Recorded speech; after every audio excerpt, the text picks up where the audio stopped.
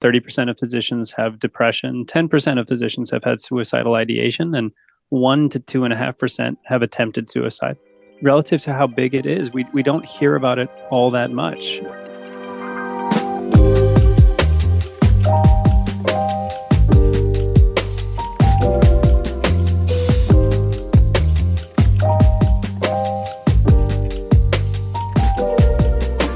Welcome to Off the Chart, a business and medicine podcast featuring lively and informative conversations with healthcare experts, opinion leaders, and practicing physicians about the challenges facing doctors and medical practices. My name is Austin Luttrell. I'm the assistant editor of Medical Economics, and I'd like to thank you for joining us today. In today's episode, Medical Economics senior editor Richard Payerchin speaks with Dr. Daniel Saddawi-Konefka, an anesthesiologist, co-founder and president of the Emotional PPE Project, and Dr. Christine Yu Moutier, a psychiatrist and chief medical officer of the American Foundation for Suicide Prevention. They're co-authors of a recent JAMA paper on reducing barriers to mental health care for physicians. In this conversation, they're going to discuss why stigma, culture, and outdated licensing practices still keep many physicians from getting the help that they need. They'll also talk about what meaningful change looks like, from reforming credentialing questions to improving mental health education in medical school. Dr. Saddawi-Konefka and Dr. Moutier, thank you both so much for joining us, and now let's get into the episode. Thank you both for joining us today. Pleasure to be here. Thank you for having us. Regarding the article, with the special communication, it was a great summary, I thought, of, like I said, challenges and resources. Can you talk a little bit about how that came about and why it was important to bring this to public attention yet again? Yeah, absolutely. I guess on a personal note, I serve as the program director for the anesthesiology residency at Mass General, and I've seen firsthand how mental health conditions get ignored or sort of framed as just a phase, something that'll pass. I see how it gets in the way of performance and well-being. And then more personally, I've lost colleagues and mentees to suicide. And seeing these barriers and this treatment gap became something that was very personal and something that I felt we really ought to be able to improve. Yeah, very similar for me. Just, many, many years in academic medicine of experiencing a disconnect between the real struggles and real human issues physicians and trainees face and kind of the environment and how that was being addressed at the time. And a lot has been changing over the years, but I think we felt this subject was timely because a lot of efforts are ongoing, maybe a bit fractured, and that it was time for kind of a summing up of where is the sort of state of things at this present time. And certainly in this kind of post-COVID era, the mental health of physicians and other health workers as well could not be of more importance still. We're not over. And we always had said during COVID that the effects of this pandemic are going to be felt in terms of a mental health kind of repercussion for a long time to come. And I think we're, whether you frame it in terms of COVID or other things, we're still definitely in the thick of it.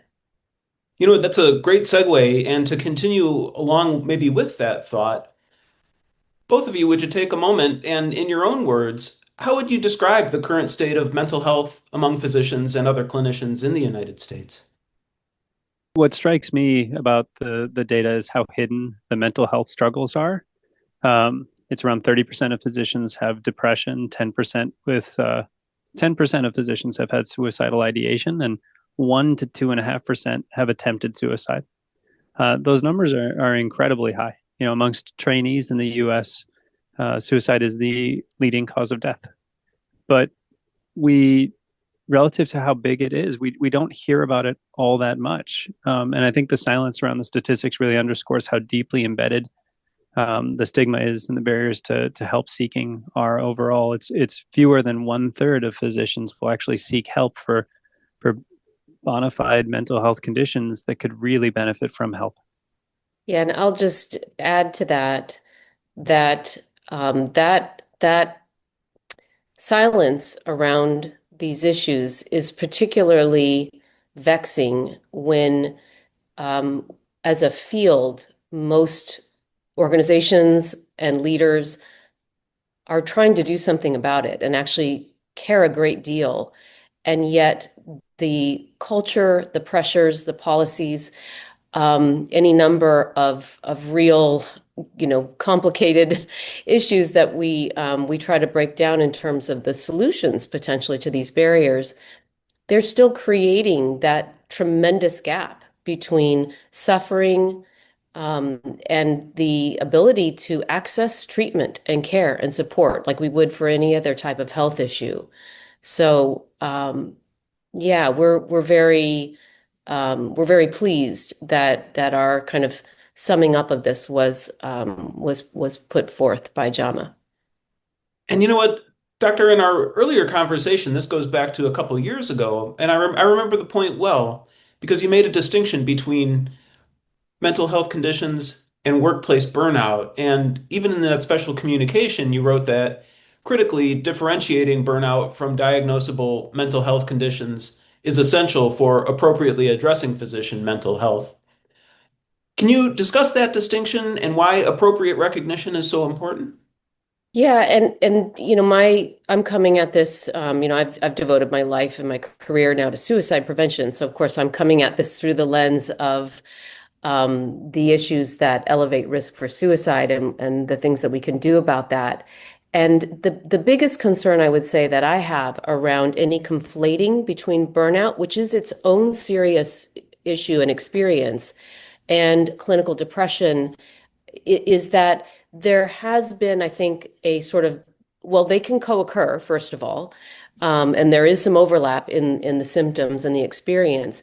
But when burnout is more normalized and acceptable to talk about, then we might miss the opportunity to actually have treatment that could make a huge difference for the person's life and actually could be life-saving.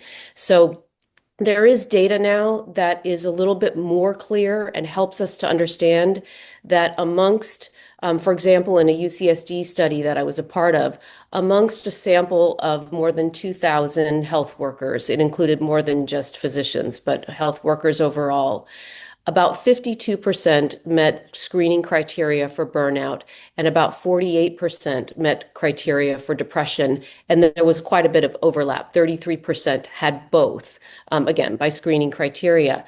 But what was the most important kind of compelling finding is that it was only the health workers who had the depression, whether or not burnout was present alongside it or not, who were at greater risk for suicidal ideation and other risk factors for suicide, like hopelessness and very dire, extreme emotional states and anxiety and desperation. So burnout had been discussed in some parts of the literature as a risk factor for suicide, but and it could be for some, it could be along their path of risk, but on its own is probably not strong enough that I would consider it a strong risk factor for suicide. So again, the most important thing being that recognizing a treatable health condition that's potentially life-threatening is an essential thing to do and to not get that conflated with burnout. I'll add just a quick thing, just in talking with my residents, other physicians, these days it's almost as though burnout hasn't come to mean burnout. Any form of distress is just called burned out. Oh, I'm feeling a little burnt out. And really what they mean to be saying is that they're feeling distressed. And to Dr. Moutier's point, if we call all of it burnout, well, burnout requires organizational and systemic solutions, whereas mental health conditions, the treatment's individual. It's psychotherapy and medications at times, and so if everything gets relegated to all forms of distress are just called burnout, then we have physicians who are foregoing or delaying really critical therapies that could not only help prevent suicide but dramatically improve their quality of life. I think it's a great point, and hopefully we'll have a few minutes to touch on both some of those systemic conditions and some of the individual ones that may have an influence. So far in our conversation, I think you touched on this, and the article also mentions about the culture of medicine. Definitely wanted to ask, how does the culture of medicine, including those long hours, perfectionism, and reluctance to show vulnerability, contribute to clinician mental health struggles? So we have a culture in medicine that's long rewarded stoicism and stress endurance, and really has discouraged any acknowledgement of personal vulnerabilities. Um, in fact, it's not even just that inadequate care is normalized. It's almost historically been celebrated. It's a badge of honor to work through illness. I know a mantra that I heard, not, and I think I was of a vintage that it wasn't really like pushed on me, but I definitely heard the saying, if you cough up a lung, you shove it back in and you get back to work, and that being sort of the things that people would say with pride. So this culture creates this hero narrative, this invincibility complex that unfortunately gets in the way of physicians being able to show vulnerabilities and follow that up with seeking help for conditions that would benefit from help. I'll just add that in the broader societal culture, we already are dealing with a bit of a challenge in terms of the stigma and misunderstanding of mental health and mental health conditions. When you look at just the staggering sort of statistics that 1 in 4 Americans will have a mental health condition. It's just these are matters of human health, whether it's genetics, early childhood trauma, any number of biological, psychological, social, environmental forces at play, just like for any health issue. So we as physicians are human beings, and then we come into an environment where that culture of toughness and stoicism had driven people with, and look, and we're going to medical school and training right during those years when the onset of mental health conditions, 75% of those mental health conditions will have their onset by age 24. And we're not recognizing the majority of them because we're writing them off to stress and other things. So you kind of have a convergence of just human factors along with an environment in training and in practice that was really misconstruing reality, I would say. And I'll just point to an interesting part of our history that had driven so much of mental health suffering and conditions underground that by the time they showed up and the field of medicine had developed more specific pathways for physicians who were dealing with substance abuse and addiction problems.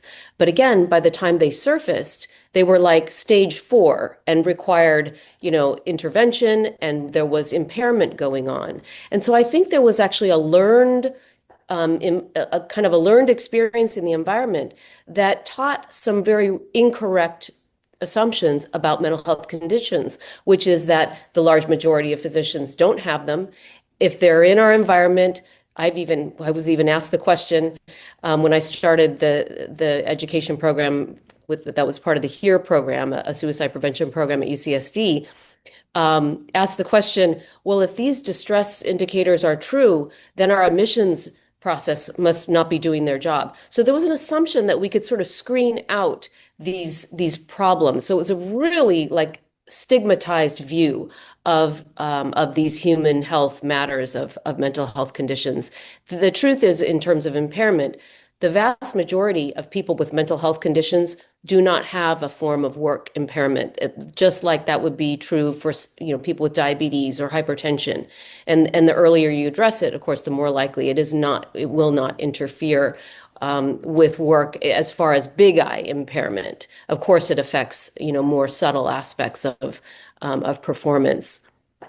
You know what? Another really great segue to something that I wanted to ask about, because clearly there are workplace conditions there, or I want to phrase this the right way, I guess, but there's recognition, for example, for some physicians who may be in the workplace, but to take it a step back even earlier, so to speak, medical schools and their instructors are responsible for training new doctors and hold them to a high standard, to be sure, but there's also passing on those elements of that culture. For medical schools and instruction, what should be that role in addressing mental health, wellness, and well-being for physicians? Well, there is a requirement for American medical schools to actually address well-being and issues of mental health and have a supportive culture and policies and very specific requirements around faculty who have evaluative roles to not be clinically treating medical students with mental health conditions. So there are very specific sort of a framework that's required in order for medical schools to keep their accreditation. I'll add, it's a really good question, Richard, because we know that fear of stigma, the desire for confidentiality increases substantially even during med school.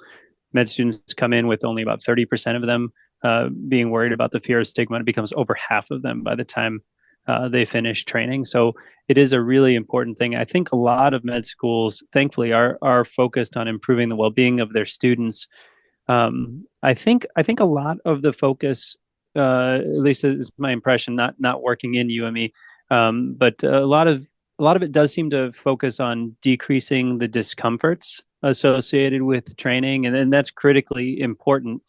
I think if we were to consider well-being more holistically, it should also include curricula around as Dr. Moutier was saying, the commonality of these conditions, and also in those curricula, the importance and the benefits of seeking help for these things, and probably also just as important, training on how to recognize distress in yourself that might benefit from help. So I think med schools have a significant focus on well-being, and I think a lot of them are doing exceptional things. And I think there's still an opportunity to elevate nationally the curricula around mental health and med students. Yeah, and if you make it part of the curriculum rather than kind of a side topic, I think you really normalize and elevate the importance that this is part of professional development and training to recognize these as serious matters, to become proactive about it for ourselves as well as for our colleagues, and to really learn how to be a support to others.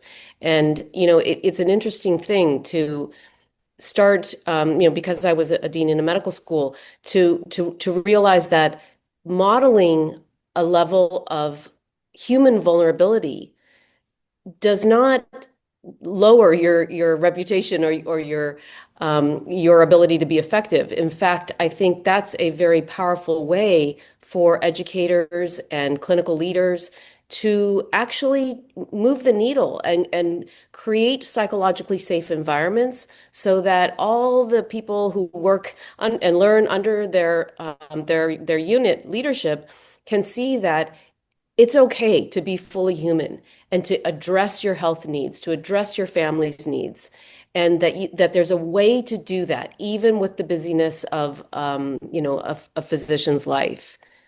And one point in the article really caught my eye also when you wrote that many physicians overestimate their ability to manage their health independently. Self-medicating behavior is common.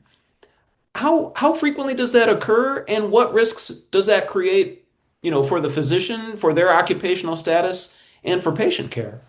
Well, in terms of how common it is, the published reports show that between 9 and 15% of physicians report having self-prescribed antidepressants at some point.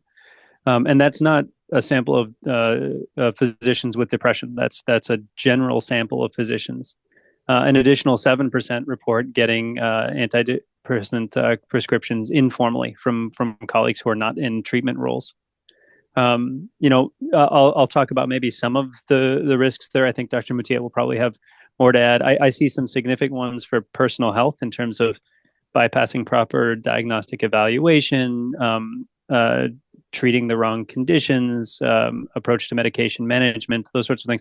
There's also, because of state medical board regulations, some potential legal vulnerabilities from self-prescribing these medications as well. The the suicide literature for physician suicide decedents versus the general population decedents shows that physicians who die by suicide are as likely to have been suffering from a mental health condition, but are less likely to have been in any kind of formal treatment. And in fact, the self-prescribing may sort of thwart and divert from getting actual treatment, because what we might do in the short term is try to treat the short-term symptoms of insomnia or anxiety, and um, that may really actually prohibit the ability to have that full assessment to understand what is actually going on.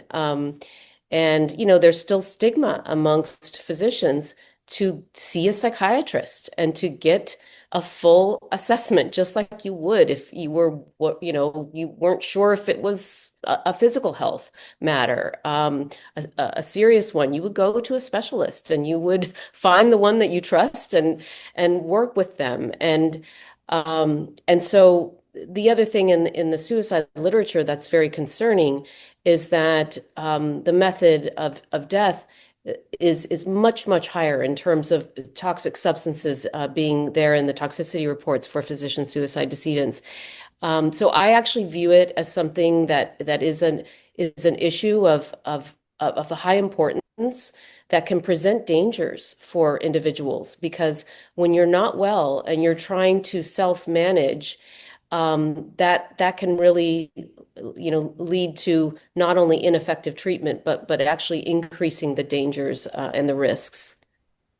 One of the things that I definitely wanted to ask about, and you had noted in the article, the Dr. Lorna Breen Heroes Foundation and other organizations have pushed for substantial change toward limiting disclosure of mental health treatment for licensing and credentialing purposes.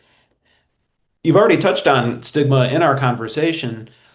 How important are those efforts, and what needs to continue to happen for additional success on that in the future?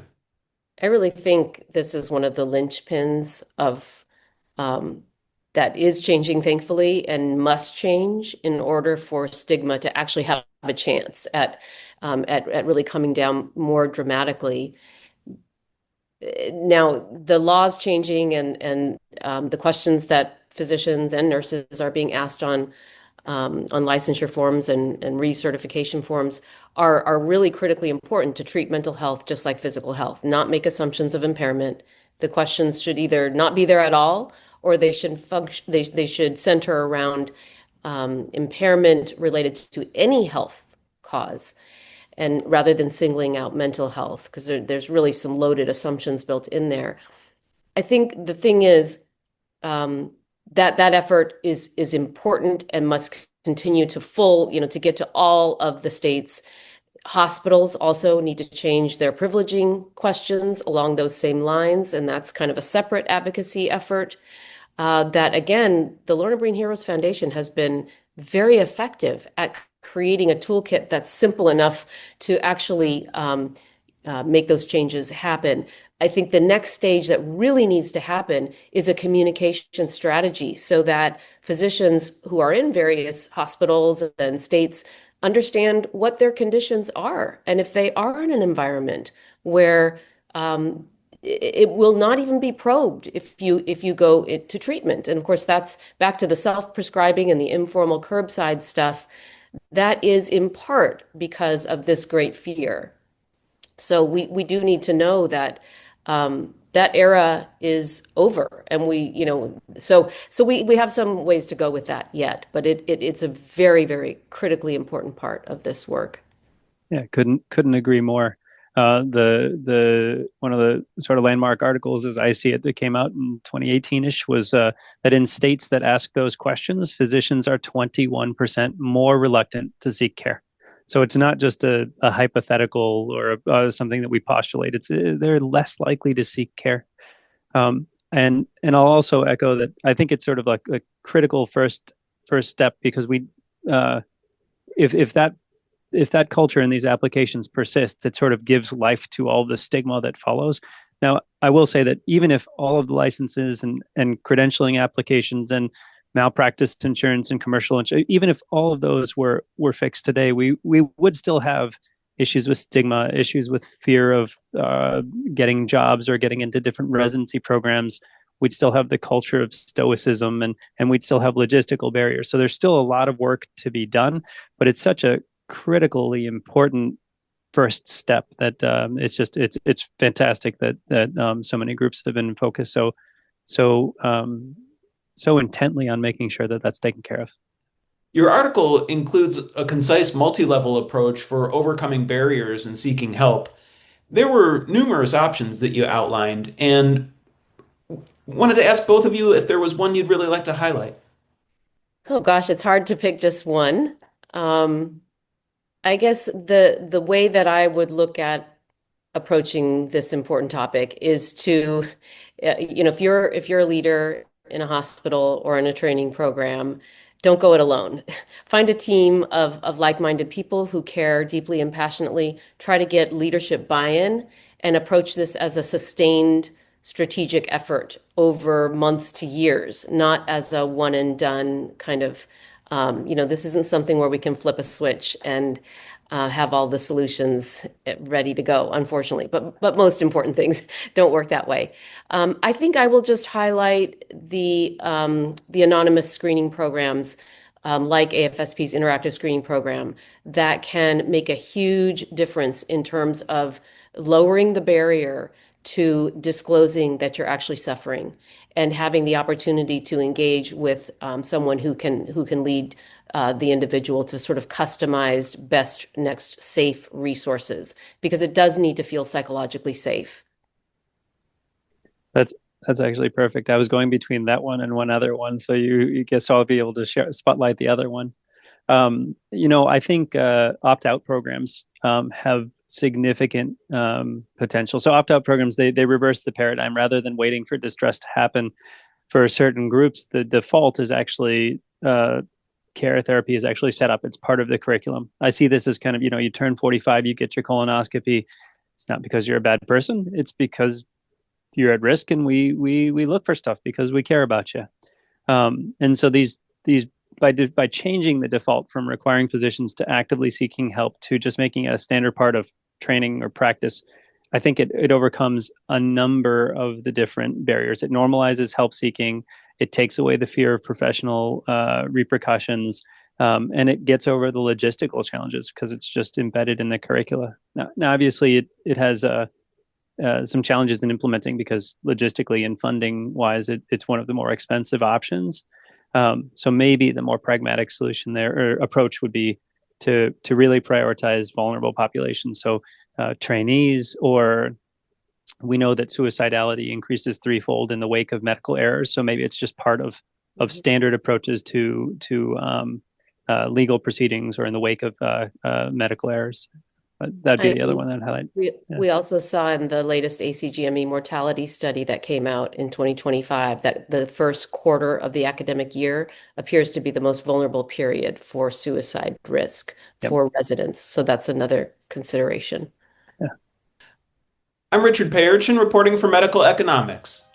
I've had two guests here today, Dr. Christine Yu Moutier and Dr. Dan Saddawi-Konefka, are co-authors on a special communication that outlines the state of mental health challenges and resources for physicians. It's been a great conversation. Thank you both so much for taking the time. Thank you so much. Thanks so much for having us.